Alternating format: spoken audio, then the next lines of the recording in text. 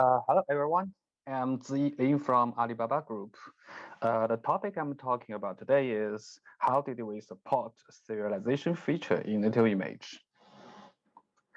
We are very interested in the native image technique because it has fast startup and less footprint. We made a little experiment here with the Micronauts official demo application greeting service. This application accepts a request from user and returns a greeting message back.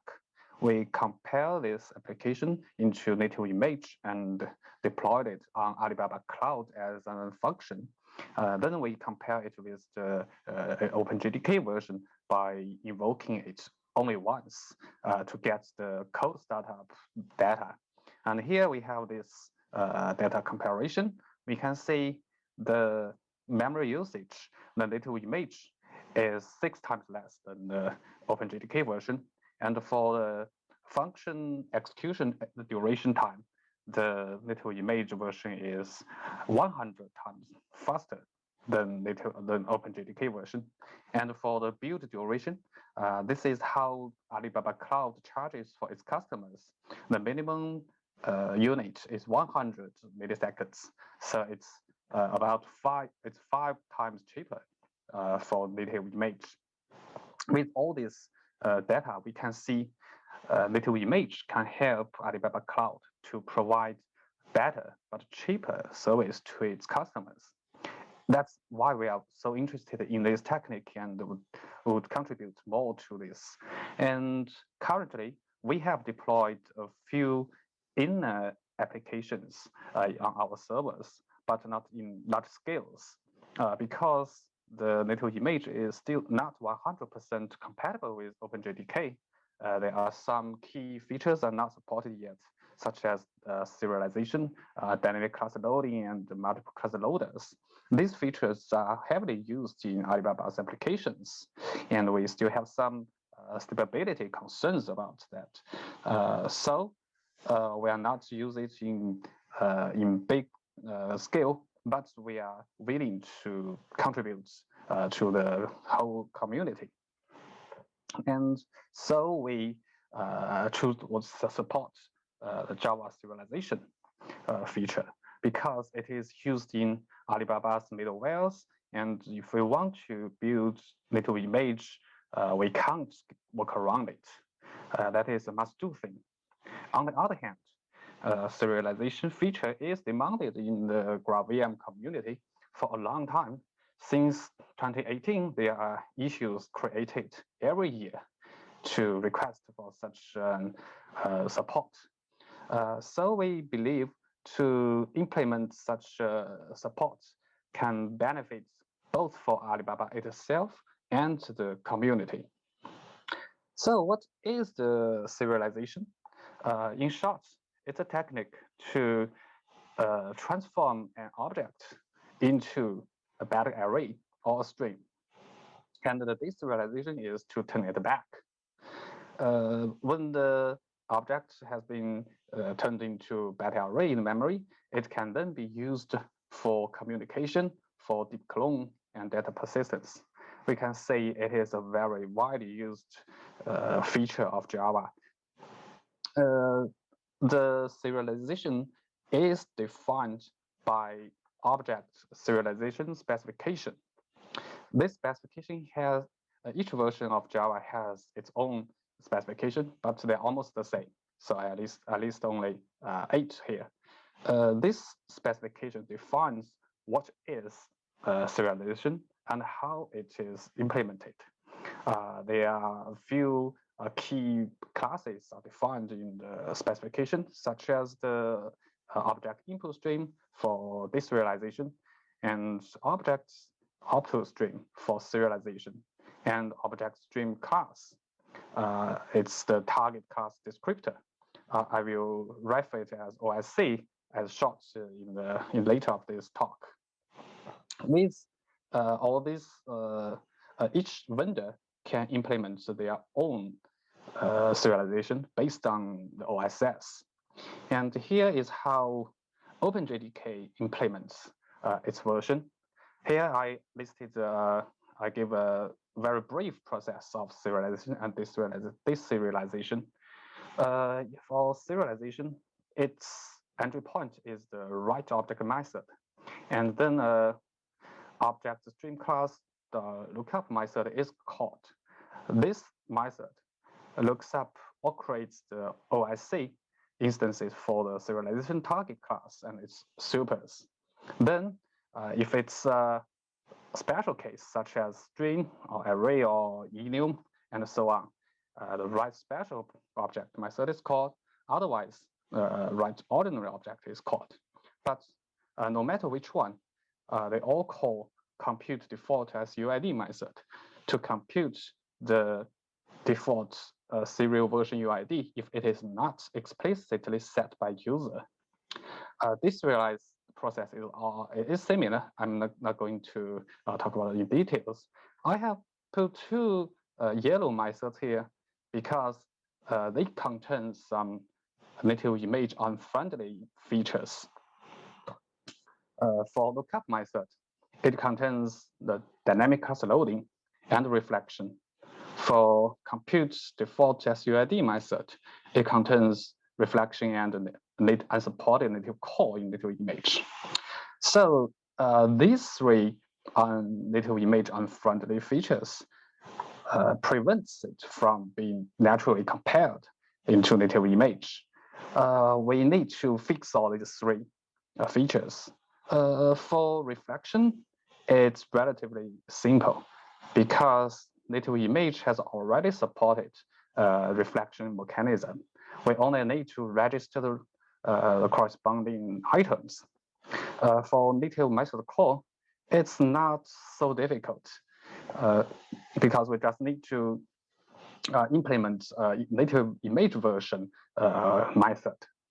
But the real obstacle here is the dynamic class loading because it's very dynamic, and the dynamic class loading mechanism is not supported by native image yet. We need to look into the method to see why it is required and what is dynamically generated during runtime to find out if it is possible to turn this dynamic feature into static.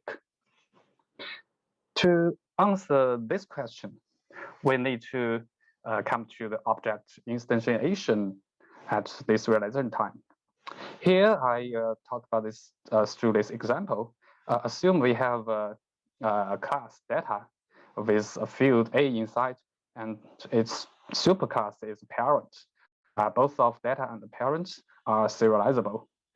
For parents, it has a superclass grandparent, which is unserializable. It is not serialized. And we have data here with A is 1, B is 2, C is 3, P is 4. Then we try to deserialize this from string. This is the read ordinary object method. This part of code deserialize the object, deserialize the string into an object. The object is declared here, and then it is instantiated in this line of code. After this instance, we get object like this with A is 0, B is 0, P is 0, and only 3. C is 300. Only C is initialized. How did this happen? I'll explain it later. And then in read serial data method, all the fields are filled from the string. Now A is 1, B is 2 as expected, where P is 0 because P is transient, so it does not participate in the serialization. And C is 300 as initialized here. Because C is in grandparent and it's unserializable, so it's still 300. We can see actually in this new instance here, we only serialize only instance the C, the grandparent. What is really happened here? Actually, it implements the specification of the no arg constructor for the first non-serializable superclass is run. In this case, it's the data. Data's first non-serializable supertype is grandparent. So the grandparent's constructor is called in this method. That's why A, B, P are all 0, and only C is initialized. This specification actually asks user to write a source code like this. But we all know this is illegal in Java because one cannot assign a superclass instance into a subclass instance. That is just illegal. So this is where the dynamic class loading comes and how dynamic class loading can do. The dynamically generated class is called generated serialization constructor accessor, a very long name. I call it GSCA in short. Still take this class as an example. Here, the bytecode is the corresponding GSCA class for data. In this class, there is only one method called new instance. It do the that job, do the specification job, and here it new data, and then invoke grandparents constructor. So from here we can say the source code can do thing can be done by manipulating the bytecode. This is why it use this dynamic class loading do. And this bytecode is generated from a template. Most of the code is constant. The only variables are here the target class name and the constructor. So we can see as most of the code is constant and the only variable can be actually fixed by the serialization target. So it's possible to turn this into static. And this is how we implement it in overview. The overall strategy is we firstly configure the target class. It is the same as the reflection. We run the native image agent with the application to get the serialization configuration file. We keep all the serialization target classes names in this file. And at build time, we fix the unsupported features, such as the reflections, the native calls. As I have mentioned previously, they are relatively simple. For dynamic class loading, that is the key point we need to handle with. After all these three features are fixed, the serialization implementation in Openjdk can be just compare the code of Openjdk into native image. So how did we turn the dynamic to static? As I have talked previously, the GSCA is almost constant, except the target class. As long as we know the target class, we know the GSA class at build time. And from the serialization configuration file, we have the target class names. And is it true to have the target class name to class? The specification also tells us, yes, with the class name, it can identify the class. So this is all our another problem. We have the name, and then we have the class. And we can pass each of the configuration items at build time and generate the GSCA class for each of them and cache them into a map in native image. This map takes the class name as its key and the GSCA instance as its value. Then we have to modify the generate serialization constructor. This dynamic class loading method is called during object stream class instant constructor time. This method, it originally does the dynamic class loading work. But now with the substitution mechanism, we can create a new method still called generate serialization on constructor to substitute to the original one. And this new one will not do the dynamic class loading work, but just to look up the method from the map. If there's a hit, just return the value, otherwise report the error. As a result, we have successfully implemented the serialization support. And now we can support Apache minus RPC now. This is heavily used in Alibaba's applications. So now we can build more applications, more of our applications into native image. And it can support JUnit now. So we can write JUnit tests for native image programs. It also supports spec JVM 2008, so serial benchmark now. So we can run the serial benchmark to see how the performance is. So here we run spec JVM 2008 serial benchmark with maximum heap as 2G, the minimum heap is 1G, and run the fixed operations, 100 operations with only one thread. The Graal VM we used is the compared from the master just a week ago.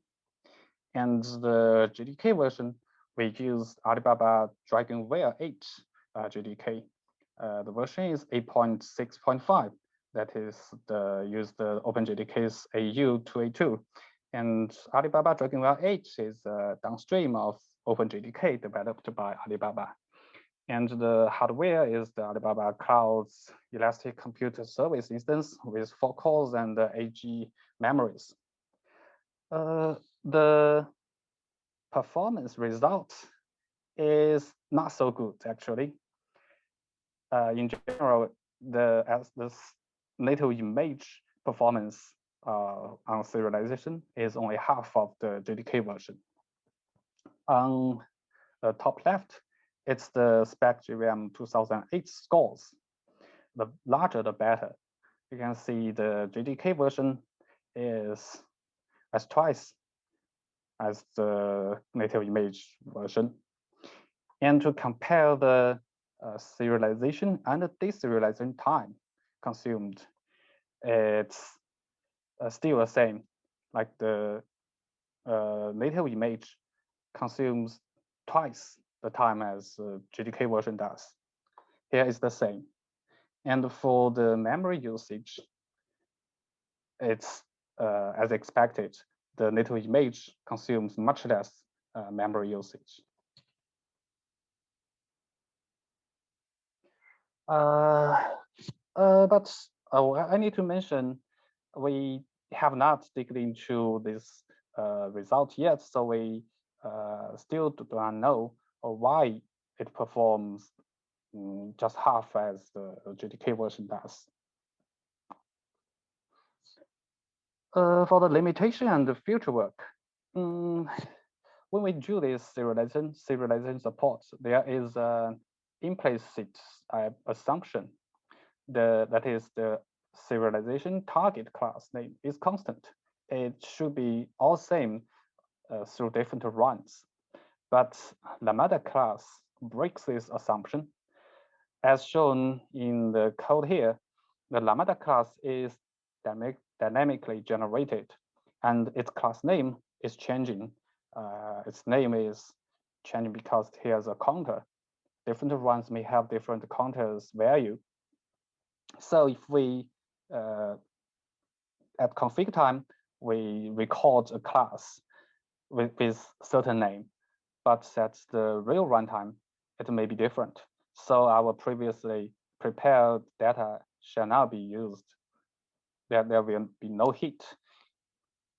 So our future work is to try to solve this lambda limitation.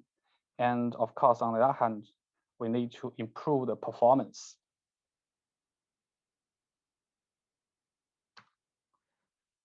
In summary, JDK serialization is widely used in Java world. Supporting it can help more programs to adapt to native image. And the keys of the implementations are, first is the auto configuration.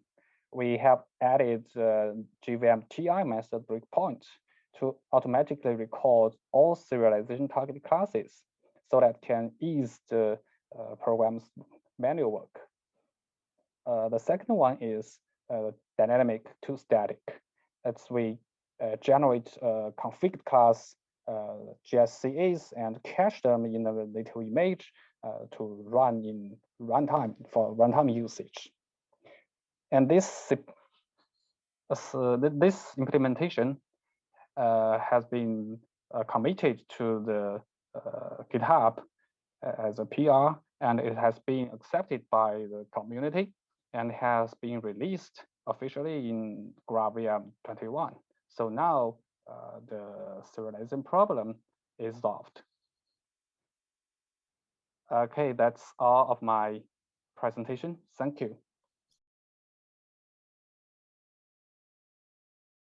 Yes, I have a question. Do you have a sense on why the performance of the native image is worse? Is there like a main reason for that? We have checked some, but not sure about the root cause.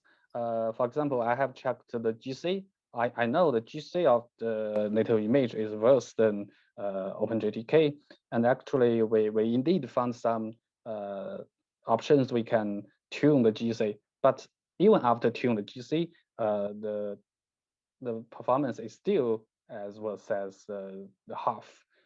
So we didn't know the exact reason yet.